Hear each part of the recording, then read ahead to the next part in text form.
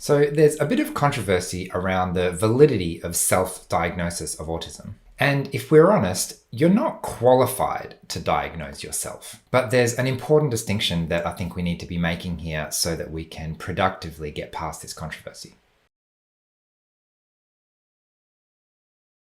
Hi everyone, Paul Micallef here from Autism from the Inside. I make weekly videos sharing the human side of autism, so make sure you hit subscribe to get the latest content.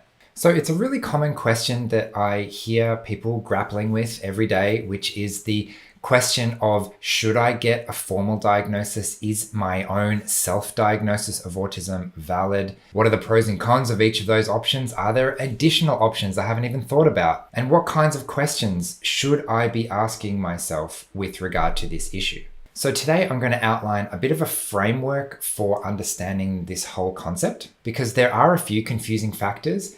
And when we look at the situation without recognizing the paradigm through which we are looking, then things can often get a bit confusing. So let's break it down so that we're all on the same page.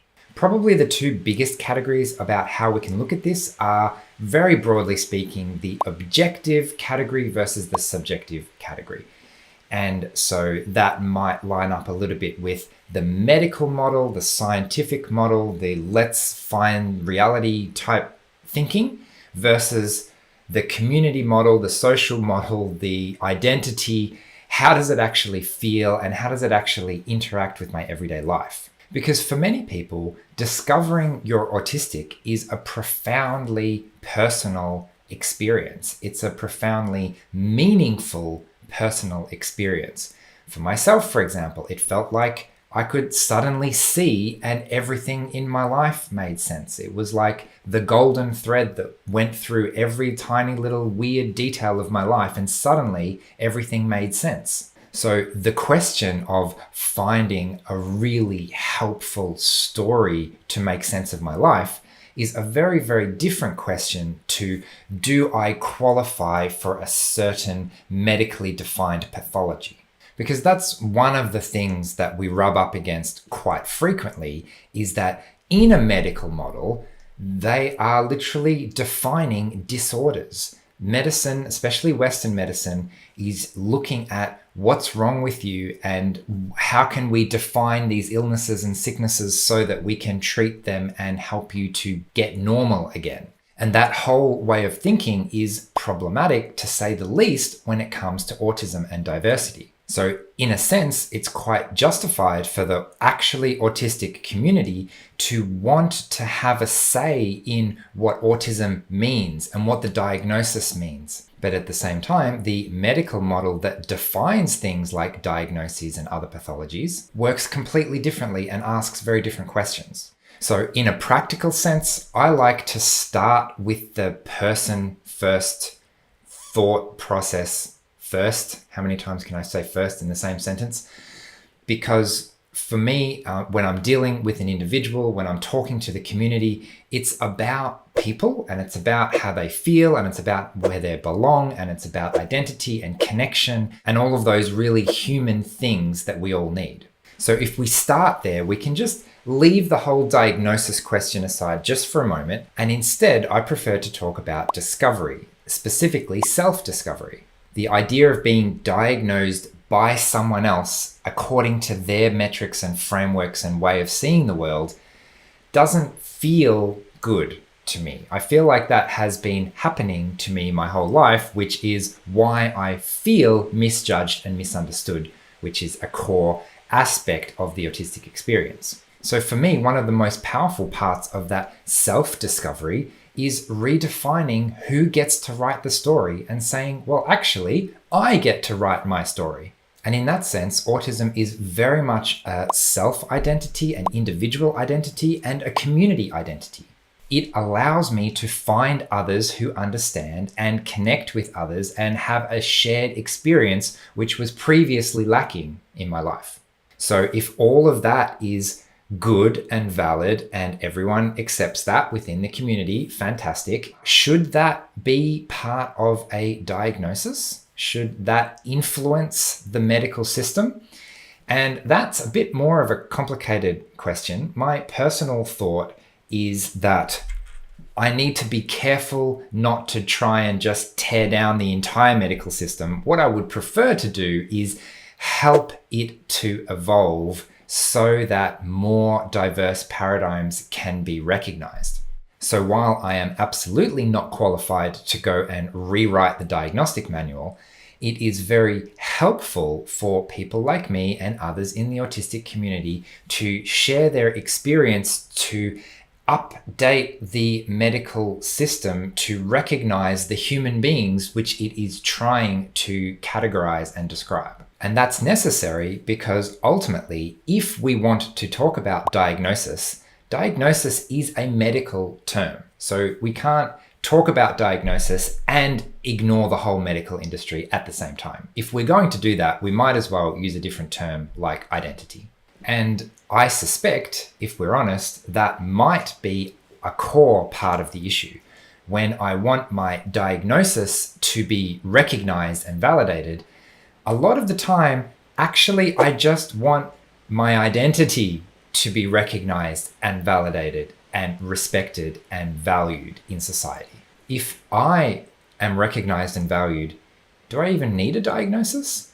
If I can tell someone what I need and they take me seriously and I can navigate and get my needs met, then do I really need a diagnosis? Like, do I need to identify with that medical model? I suspect the need would be significantly less. And talking to many in the community, a big part of seeking a formal diagnosis is that validation. It's not just me. I'm not crazy. It's not just making something up that no one else can verify. I have spoken to a professional. I've gone through this very rigorous, not always perfect process, and they have confirmed for me, so I've got external approval of the thing that I already knew for myself. So in that sense, when we talk about self-diagnosis, we know that you're not actually qualified to diagnose yourself. But in a sense, it's an informal diagnosis. It's kind of like a diagnosis. It's done by someone who's not qualified, i.e. me diagnosing myself. It might be completely accurate, but it has not gone through the same level of rigor and approval and external validation as a formal diagnosis process would have.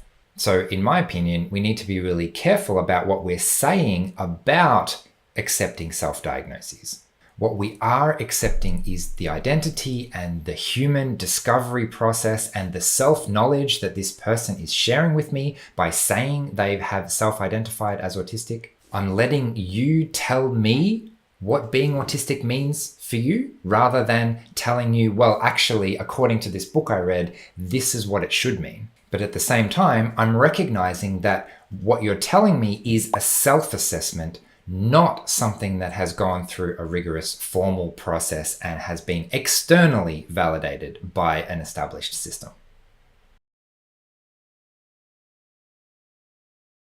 And there are so many upsides to that self-discovery process. And the biggest one for me, I think, is that you don't even need an answer. You can just keep discovering yourself, keep learning about yourself, and whether or not you find a label of autism helpful or not is kind of like a question for later down the road, because the benefits of understanding my own sensory profile and understanding my history and understanding my relationships and looking at my desire for connection and how that's played out through my life and connecting with other people in the community and hearing shared experiences, and all of these things are so immensely positive. And with the self-discovery process, they're not tied necessarily to a label or not. But also we know, like psychologically and socially, external validation plays a big role. I hear this from people all the time who just went through a diagnosis process because it meant something to them personally to receive that external validation. And the reason I'm bringing that up again is because we have a role in updating the actual formal medical model so that it better serves the community. And that might be things like having the whole medical system shift from a model of difference as pathology to difference as diversity. And how do I help the person, the completely unique individual in front of me, manage their difference rather than, well, obviously the best way to manage your difference is to become closer to the norm. And then that's the way that humans do things. I'm not sure if that makes sense, but hopefully you get the overall distinction that I am making, that I find really helpful, which is between the personal, individual, human side, which I like to focus on, versus the medical external validation side, which is also important, but ultimately quite a different question to ask. So we don't want to confuse the two. Anyway, I might leave it there for today. If you're looking to get more involved, you might like to check out the Autism from the Inside community via our website. We have regular online events, so I'd encourage you to check that out and get involved if you're interested. Otherwise, thanks again for watching. Leave a comment if you can, and I will see you again next week. Bye.